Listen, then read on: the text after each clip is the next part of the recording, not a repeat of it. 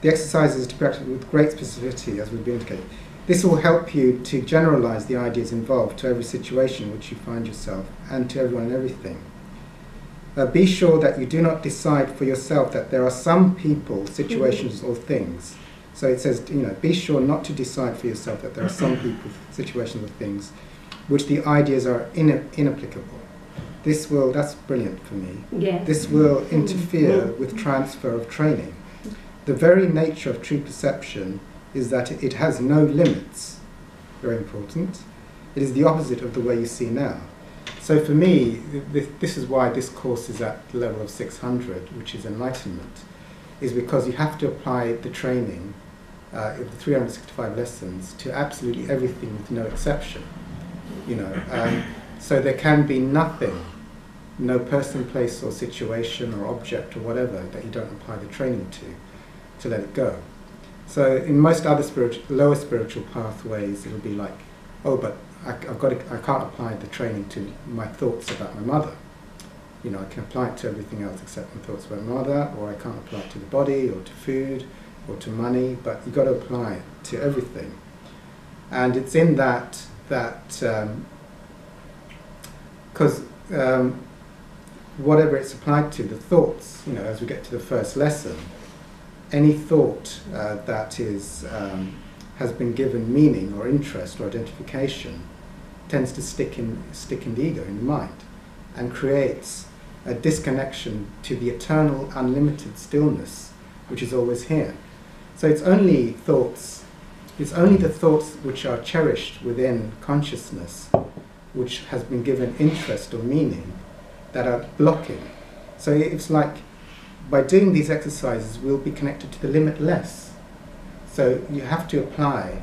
So what is blocking the connection to limitless power, limitless energy, limitless happiness? Depression can't exist in those places. Also, illnesses evaporate in that level of intensity and love and light and stillness and peace. All negative things start to evaporate but one has to be willing to let go of all cherished things within this world.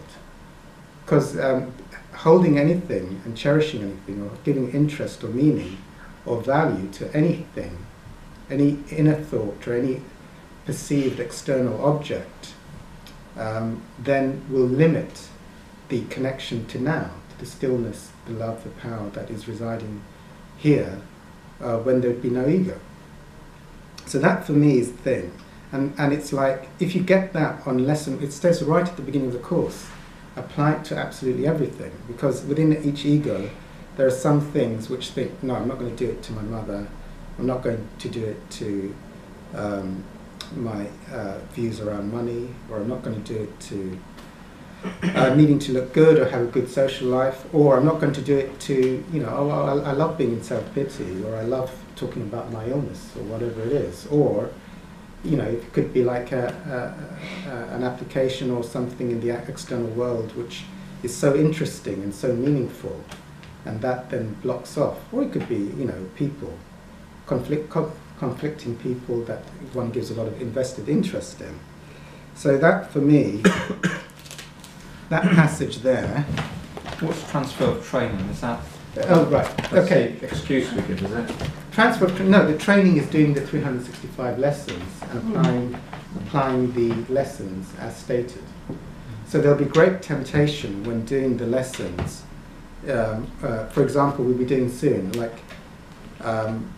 let's say that you're applying lesson 1, which we'll be doing soon, is to go, oh, I'm not going to do that on my on the planning application, or I'm not going to do that on this person I hate, who I like to think about killing them non-stop and getting a machine gun. So I'll do it on everything else. I'll do the lesson on everything else except that. Yeah, that's what I meant by excuses. You give excuses. Yeah. So it's like, so the course will not work. It's more or less saying the course won't work if you do the whole course, but there's certain things you refuse to use it on. That's like a great annoyance to the ego. It wants to get, because the ego wants to get peace and happiness and freedom, but also hold on to the things it wants to hold on to. It's like there's certain things which are like cherished ideas, or I have to be in control in this situation. I can't let go of the control. But then those thoughts of control, then you would be unwilling to apply it to those thoughts. So then it says the course, it's probably not going to work for you. Then look further away from your immediate area and apply the idea to a wider range. That door does not mean anything. That body does not mean anything. That lamp does not mean anything. That sign does not mean anything. That shadow does not mean anything. Notice that these statements are not arranged in any order and make no allowance for differences in the kinds of things to which they are applied. That is the purpose of the exercise. The statements should merely be applied to anything you see.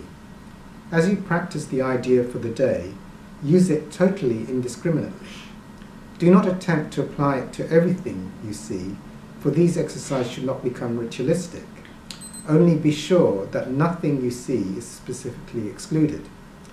One thing is like another as far as the application of the idea is concerned. That for me is quite important. So as you apply the idea, anything that you rest upon is just like another. So basically it would be like, like a £50 note does not mean anything equally as a cup of water does not mean anything. They're both equally are meaningless.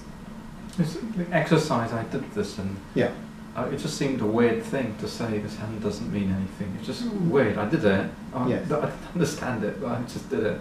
I thought this is weird. Yes. So okay. So I mean, the following lessons sort of clear that up, which is that what you're taking out is your preconceived preconceptions and your inner thoughts of meaning that have been projected from childhood onto what is the meaning of everything you see.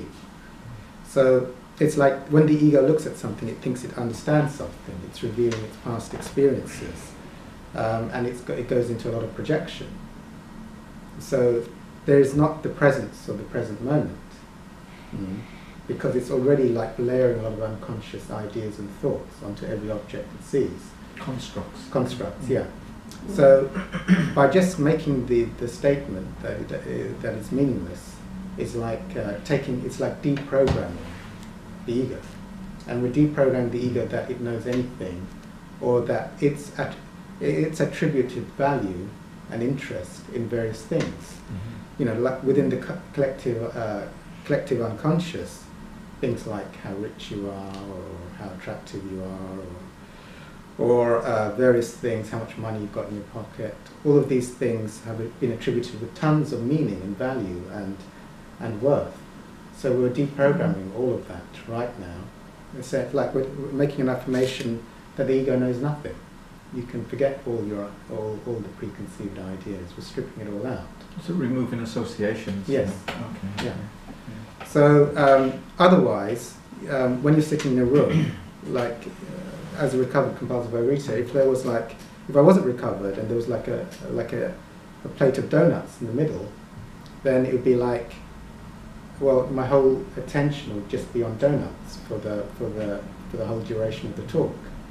So 99% of my consciousness would be just super interested on a plate of donuts, and I'd be using something else would be talking to you.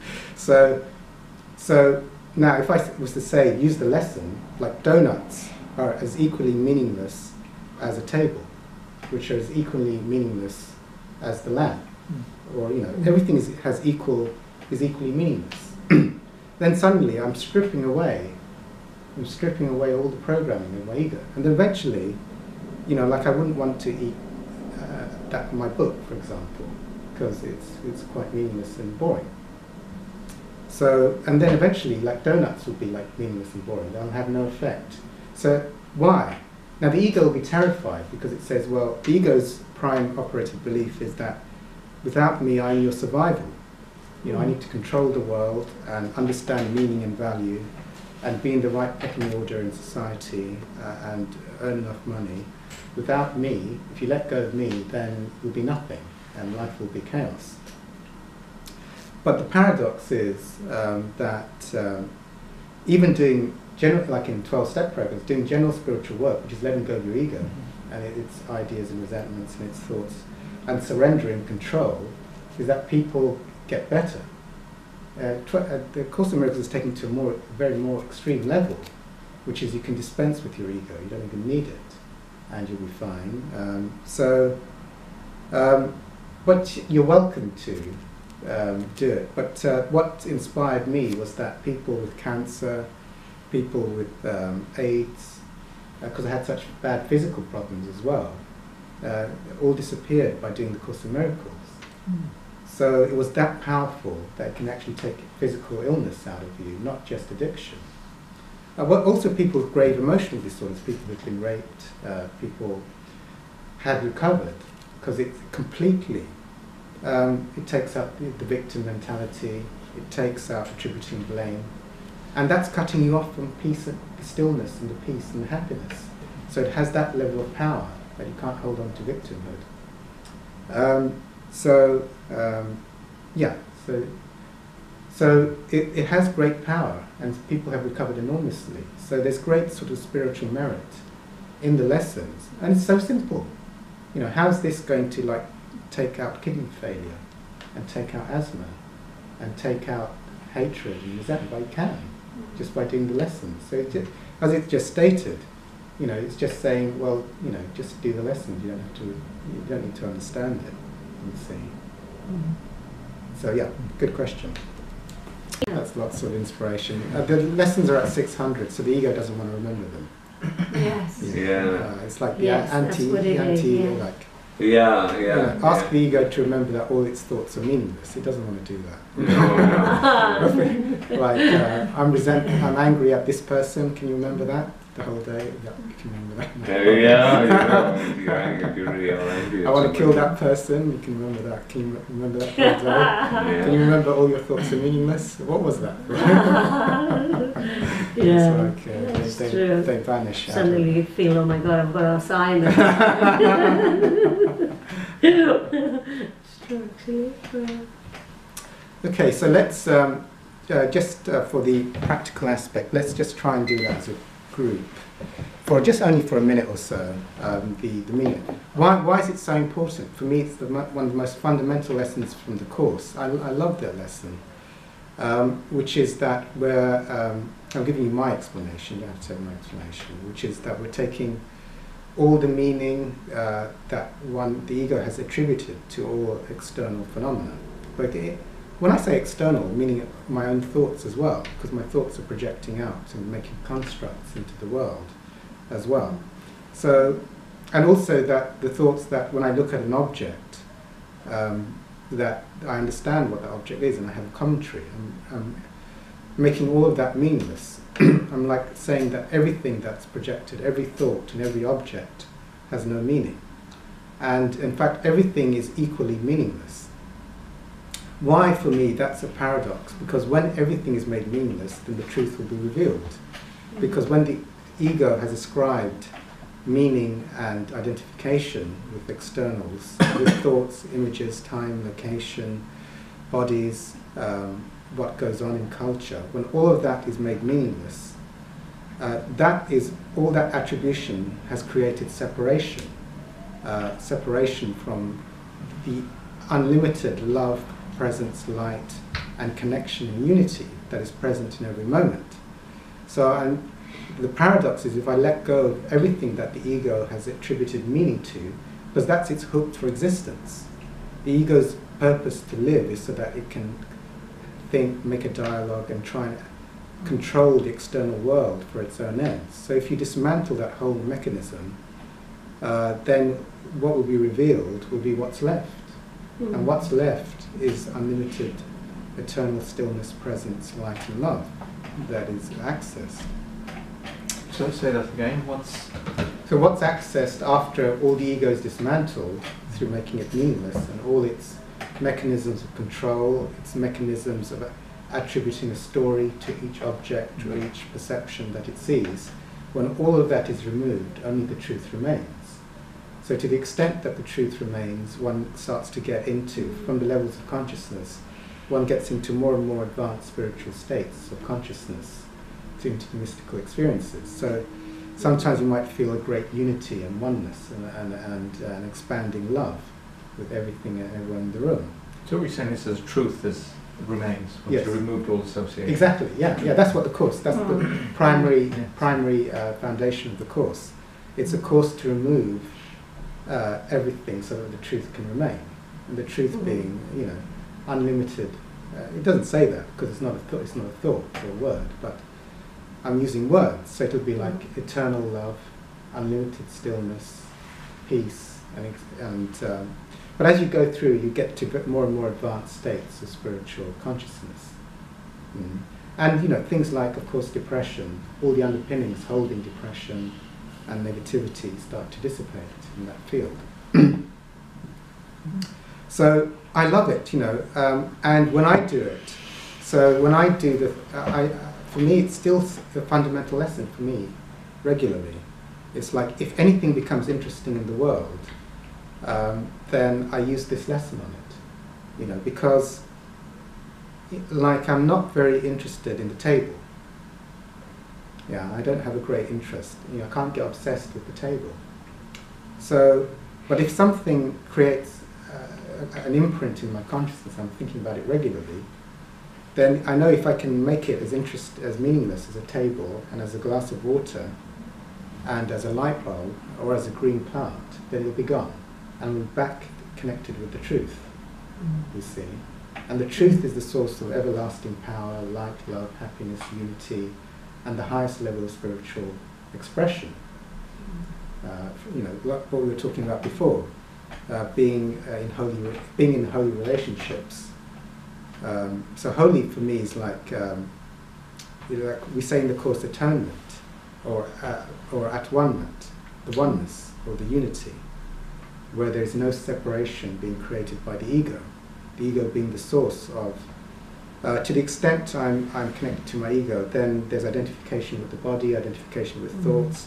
There's a sense of a me, there's a sense of a you, there's a sense of my agenda and projecting what your agenda is. So all of that brings me into greater levels of limitation and separation and constriction. And as I let go of that, I get into greater levels of expansion, unity and oneness and love, which is always here, unlimited. So then I know that any time in the world my ego becomes identified with anything, like in 12 steps we call that higher power in anything. As soon as the Course calls it making something special, or having special relationships, or whatever it is, and we want to avoid that. We want to avoid anything that's special, not just special relationships. I could have a special relationship with a donut, or I could have a special relationship with how my physical body appears, or whatever it is.